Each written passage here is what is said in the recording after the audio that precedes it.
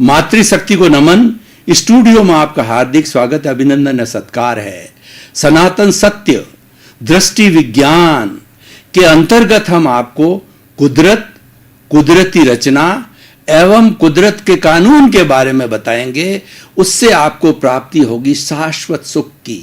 सनातन सत्य का अर्थ होता है यूनिवर्सल ट्रुथ, सार्वभौम सत्य, जो कभी बदलता नहीं है। भूत में, भविष्य में, वर्तमान में जो हमेशा रहता है वह शाश्वत सत्य कहलाता है। और जब शाश्वत सत्य को हम प्राप्त कर लेते हैं तब हमें ब्लिस मिलता है। ब्लिस की अवस्था का अर्थ होता है कि हमें परमानेंट सुख मिलता है। हमारे जीवन के अंदर क्या होता है कि कभी सुख आता है, कभी दुख आता है, तो हम कभी पजल हो जाते हैं, कभी खुशी हो जाते हैं और इस सुख दुख के पलड़े में झूलते रहते हैं। वह अवस्था हमको परेशान करती है। हम शाश्वत सुख चाहते हैं। तो इस कार्यक्रम के अंतर्गत हम आपको प्रतिदिन नए नए विषयों का स्पर्श कराएंगे जिससे आपको सनातन सत्य की प्राप्ति हो। तो आज हमारा विषय भी वही है जो कार्यक्रम का विषय है, ताकि कि कार्यक्रम के बारे में आपको पूरी जानकारी हो जाए। तो आज हमारा विषय है सनातन सत्य। सनातन सत्य का अर्थ होता है यूनिवर्सल ट्रुथ, सार्वभौम सत्य, और वह कभी बदलता नहीं है। वह कुदरत से जुड़ा हुआ है, कुदरती रचना और कुदरत के कानून से जुड़ा हुआ है, इसीलिए वो बदलता नहीं है। देखिए, हमारे पूरे जीवन को संचालित करने वाली होती है वह कुदरत है। कुदरत का मतलब नेचर, पर्यावरण, कॉस्मॉस, ब्रह्मांड, दुनिया और जगत, जिसके अंदर हम सभी प्राणी, कुल हम 84 लाख जीवा योनियों के जीवित प्राणी हैं। ये तो हमारे उत्पत्ति स्थान है, लेकिन जीवों की संख्या असंख्य है, अनंत है, अनकाउंटेबल है, इन्फिनिटी है। वो सभी इस कुदरत के अंदर जन्म लेते हैं और अपने कर्मों के अनुसार कर्म करते हैं, कर्मों का भोग करते हैं और वापस इसी में विलीन हो जाते हैं। देखिए, इस पूरी कुदरत के अंदर 4 गति होती है: नर गति, तिर्यंच गति, मनुष्य गति, देव गति। और जब व्यक्ति इस 84 लाख जीवा योनि के चुंगल से बाहर निकल जाता है और सनातन सत्य की प्राप्ति कर लेता है, ब्लिस को प्राप्त कर लेता है, जब इन सब से मुक्त होकर के वह सिद्ध शिला में भगवान के रूप में जाके विराजमान हो जाता है, अशरीरी हो जाता है, अमूर्त हो जाता है, और वह होने के बाद के अंदर ब्लिस की स्थिति प्राप्त होती है। हम ये सनातन सत्य आपको क्यों बताते हैं? कि आपको जानकारी हो जावे कि अल्टीमेट ट्रुथ क्या है, रियल ट्रुथ क्या है, रियलिटी क्या है। क्योंकि हम जो जीवन जीते हैं वो रिलेटिव जीवन जीते हैं। ये हमारा सापेक्ष जीवन है, इसीलिए रिलेटिव ट्रुथ है। रिलेटिव ट्रुथ व्यवहार जगत से जुड़ा हुआ है और हमारा रियल ट्रुथ होता है वह हमारे शाश्वत सुख से जुड़ा हुआ है। वो कुदरत, कुदरती रचना, कुदरत के कानून के तहत जुड़ा हुआ है। दोनों चीज़ें अलग अलग है। एक तो व्यवहार जगत और एक निश्चय का जगत। जो हमारा सनातन सत्य है ये निश्चय का जगत है। आप खुद निर्णय कीजिए कि जो आपका ये शरीर है, इस शरीर के अंदर जड़ भी है और चेतन भी है। ये हमारा पूरा शरीर, शरीर का एक एक अवयव, शरीर की एक एक कोशिका है, वह जड़ तत्व है। लेकिन वह इस चेतन की हाजिरी से, चेतन की उपस्थिति से जो है वह जड़ तत्व जो है मिश्र चेतन बन जाता है। इसीलिए मैं हाथ हिला रहा हूँ, आंखें फरका रहा हूँ, बोल रहा हूँ और शरीर को हिला रहा हूँ। ये सारी गतिविधि है, ये चेतन तत्व की हाजिरी से होती है, चेतन तत्व की मौजूदगी से होती है, चेतन तत्व की स्पर्श होती है, और यही सनातन सत्य है। इसीलिए अब आप ये तय करो कि क्या मैं शरीर हूं या शरीर से परे भी हूं, मैं कौन हूं। इसका पता करने के लिए सनातन सत्य प्रारंभ किया गया है कि व्यक्ति को अल्टीमेट ट्रुथ, रियल ट्रुथ की तरफ ले जाना होता है। भाई और बहनों, अब आप मेरे से प्रश्न करेंगे कि आखिर हमको ये सनातन सत्य समझने से क्या होगा। सनातन सत्य समझने से आपको बहुत से फायदे होंगे। सबसे पहले हमारा जो ये लौकिक जीवन है, जो मन वचन काया से जुड़ा हुआ जितना जीवन है, वो जीवन के बारे में हमको मालूम होगा और वो जीवन हमारा शुद्ध बनेगा, आरामदायक बनेगा, कंफर्टेबल बनेगा और हम लाइफ को बड़े तरीके से एंजॉय करेंगे। देखिए, व्यक्ति दो तरह से जीवन जीता है, एक तो सुख का जीवन जीता है और एक दुख का जीवन जीता है। माना कि व्यक्ति का सुख दुख है अपने कर्मों के अधीन है, मन वचन काया तथा उससे जुड़ी हुई हर अवस्था मात्र कुदरती रचना है, जिसका कोई बाप भी रचने वाला नहीं है और वो नियत है। यानी हम जो कुछ भी द्रव्य कर्म पिछले जन्म से लेकर के आते हैं, भाव कर्म होते हैं पिछले जन्म में, और ये जन्म लेते ही द्रव्य कर्म के रूप में बदल जाते हैं और उसी के अनुरूप ही हमें सारा जीवन भुगतना पड़ता है। वही माता, वही पिता, वही भाई जो आज हमें प्राप्त है, ये पूर्वकृत कर्मों के अनुसार ही मिलता है।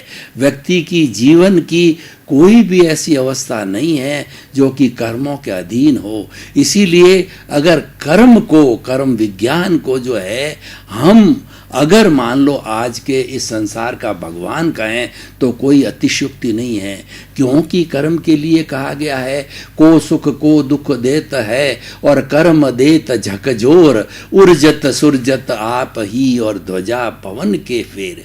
भाई और बहनों, मैं आपसे पूछना चाहता हूं कि बालाजी के मंदिर के ऊपर जो ध्वजा लगी रहती है उसको कौन फहराता है? कभी वह जो है मुड़ जाती है, कभी वह सीधी हो जाती है। कौन करता है? ये पवन करती है। इसीलिए किसी व्यक्ति को सुख मिलता है, किसी को दुख मिलता है, तो ये किस वजह से मिलता है? ये पूर्वकृत कर्मों के कारण मिलता है। संसार के अंदर 33 करोड़ देवी देवता हम हिंदू लोग मानते हैं, उसमें से ऐसा कोई ताकतवर देवता नहीं है जो कि आपकी मदद कर सके, आपका सहयोग कर सके, और ऐसा कोई पावरफुल देवता नहीं है जो कि आपको दुख दे सके, कष्ट दे सकते। करने वाले आपके कर्म ही है। इसीलिए कहा गया है कि जो हमारा जो ये चेतन तत्व है, ये चेतन तत्व बार बार नया शरीर धारण करता है। कहा गया है कि रंगमंच यह जगत है और कर्म खिलावनहार, और नाना रूप बनाए के और चेतन खेलनहार। आपने कठपुतली का नाच देखा होगा। कठपुतली नाचती है, जैसे इंसान नाचता है वैसे कठपुतली नाचती है। लेकिन भाई और बहनों, उस कठपुतली को नचाने वाला डोर किसी के हाथ में होती है, वो नचाता है। वो कठपुतली अपने आप नहीं नाच सकती क्योंकि वो निर्जीव है। तो ठीक इसी तरीके से हमको नचाने वाला कभी सुखी बना देता है, कभी दुखी बना देता है। ये नचाने वाला हमारा पूर्वकृत कर्म है, वही हमको नचाता है। और ये दुनिया है एक रंगमंच की तरह है, एक नाटक के थिएटर की तरह है। आपने रामायण देखी होगी। रामायण में अलग अलग चरित्र होते हैं। राम का चरित्र, सीता का चरित्र, लक्ष्मण का चरित्र, हनुमान का चरित्र। वो अलग अलग लोग जो है अपना अपना वो रूप धारण करके आते हैं और नाटक खेलते हैं, और जब उनका समय पूरा हो जाता है उसके बाद में वो चले जाते हैं। ठीक उसी तरीके से हमारा कर्मों का जितना भोग है, हमारा मुख्य कर्म आयुष्य है, जो कि हमको कितने समय तक जिंदा रखता है, वो नियत होता है। तो वह नियत होने के बाद के अंदर जब वो समाप्त हो जाता है तो हम एक क्षण भी अतिरिक्त सांस नहीं ले सकते हैं। इसीलिए कहा गया है कि जब तक सांसा तब तक आशा। हमारा श्वास जो है हमारा प्रिय मित्र है, ये जन्म से मृत्यु तक चलता रहता है, और जब श्वास बंद हो जाता है तो डॉक्टर कहता है कि नाउ ही इज डेड, इसको ले जाइए। और ले जाने के बाद में हमारे शरीर की क्या स्थिति होती है कि हमारे रिलेटिव कहते हैं इसका खून पानी बन गया, कीड़े मकोड़े आ रहे हैं, बदबू होने वाली है, रिश्तेदार आ गए हैं, चलिए चलिए इसको जल्दी लेके जाइए शमशान में। और शमशान में तो आजकल लकड़ी जलाने की जगह वहाँ पर इलेक्ट्रिक सिस्टम हो गया है। आपकी लाश को फर्नेस में डाला जाता है, बटन दबाया जाता है, तो 10 मिनट के अंदर वो जब ढक्कन बंद किया जाता है फर्नेस का, 10 मिनट में स्वाहा, आपकी स्टोरी समाप्त हो गई।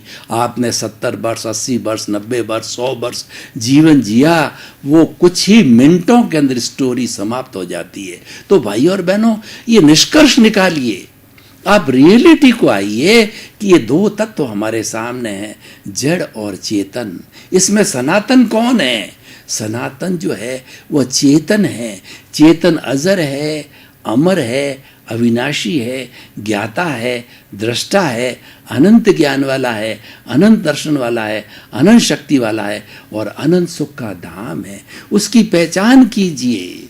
हमारे बड़ा पैराडॉक्स है जीवन के अंदर कि हम इतने माया के अंदर लुप्त हो जाते हैं कि सनातन सत्य को भूल जाते हैं और हम रिलेटिव सत्य के अंदर बहुत ज़्यादा रहते हैं।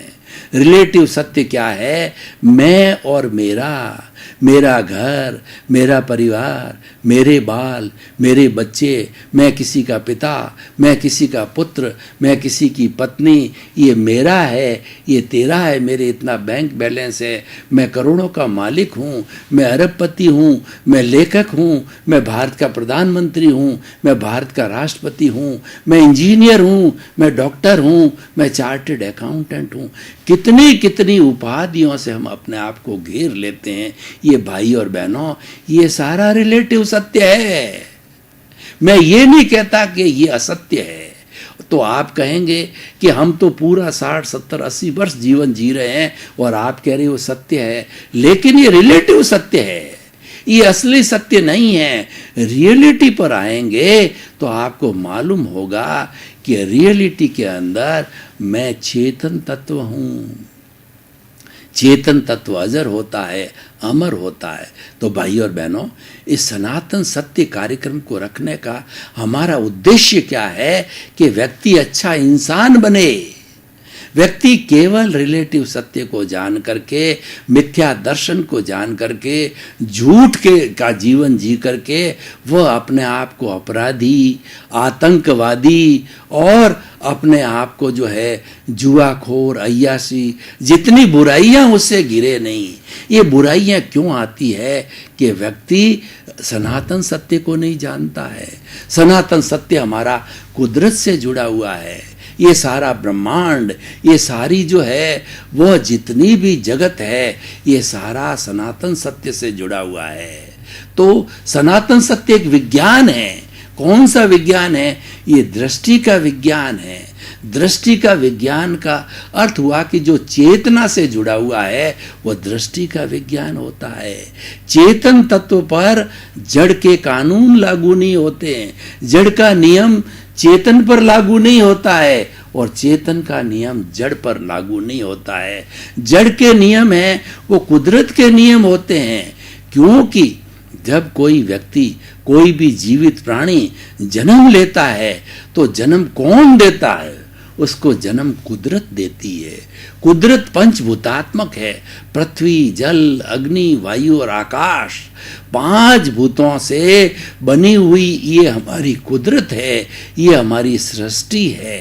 तो ये व्यक्ति को जन्म देती है। कैसे जन्म देती, मैं आपको उदाहरण के तौर पर बताता हूँ। भाई और बहनों, ये हम बार बार आपको उदाहरण, दोहे, कहानियाँ, कहावतें ये क्यों बताते हैं? ये इसीलिए बताते हैं कि ये गागर में सागर भरती है। इससे आपको कॉन्सेप्ट क्लियर होता है। थोड़े में बहुत बड़ा कॉन्सेप्ट क्लियर हो जाता है। जैसे कि मैं कहता हूं कि honesty is the best policy. ये सिद्धांत है और ये सार्वभौम सत्य भी है। ये यूनिवर्सल ट्रुथ है।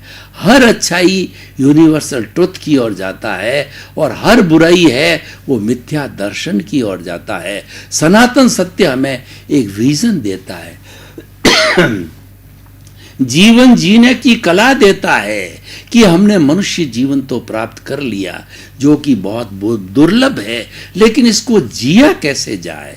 इसको अच्छा जीने के लिए, अच्छा इंसान बनने के लिए हमारा ये व्यवहार जगत और हमारा निश्चय जगत दोनों अच्छे हों, हमारा लौकिक जीवन और पारलौकिक जीवन अच्छा हो। इन दोनों में संतुलन बनाने के लिए, दोनों को अच्छा करने के लिए हम सनातन सत्य की जानकारी करते हैं। और जब व्यक्ति सनातन सत्य की प्राप्ति कर लेता है तो वो कभी भी हमारे व्यवहार जगत को कोसता नहीं है, वह व्यवहार जगत को गलत नहीं बताता है, क्योंकि व्यवहार जगत तो हमारा उदय है, व्यवहार जगत तो हमारा प्रारब्ध है कि पिछले जन्म के अंदर जैसे जैसे हमने प्रतिष्ठा की, जैसे जैसे हमने भाव डाले, वो भाव इस जन्म में हमारे द्रव्य कर्म के रूप में बदल जाते हैं और द्रव्य कर्म के अनुरूप ही हमें सुख और दुख की प्राप्ति होती है। द्रव्य कर्म जो हमारे कर्म बीज हैं, जो पिछले जन्म के अंदर डाले थे, जो कॉजेज है जो हमने पिछले जन्म के अंदर डाले थे, और इस जन्म में वही कॉजेज जो है वो कर्म बीज कर्म फल बन जाता है, और कर्म फल होने के कारण जो है हमें सुख दुख की अनुभूति होती है। देखिए, कोई भी जीवित प्राणी, छोटा से छोटा वायरस है, जैसे कोरोना वायरस है, यह भी जीना चाहता है। इसीलिए ये आज मनुष्यों के अंदर संक्रमित हो गया है। इसने जो है अपनी जाति को बहुत विस्तार किया, और हम आज कोरोना का बहुत बड़ा तीसरा विश्व युद्ध जी रहे हैं, सारी दुनिया जी रही है कि किस तरीके से एक छोटे से जो जीवित वायरस ने जो है व्यक्ति को त्रस्त किया है। ये जीवित वायरस जो है हमारे सांस के माध्यम से, मुंह के माध्यम से, हमारा जो श्वसन तंत्र है उस श्वसन तंत्र के अंदर ये आ जाता है, और श्वसन तंत्र में वह आकर के और हमारे फेफड़ों को नष्ट कर देता है। हम सांस नहीं ले पाते हैं। श्वसन तंत्र को, हमारा रेस्पिरेटरी सिस्टम को कंप्लीट डिस्ट्रॉय कर देता है। उससे हमारा ब्लड का जो प्योरिफिकेशन रुक जाता है, हमारा हार्ट का फंक्शन भी रुक जाता है, किडनी का फंक्शन भी रुक जाता है। और किसी को कोरोना पॉजिटिव हो और उपचार समय पर नहीं हो तो वो व्यक्ति मृत्यु को भी प्राप्त हो सकता है। ये देखिए इतना बड़ा इसका विकराल रूप है। तो दुनिया का हर छोटा से छोटा प्राणी जिसने जन्म लिया है वह जीना चाहता है, मरना कोई नहीं चाहता। हर जीवित प्राणी सुख चाहता है, दुख कोई नहीं चाहता है।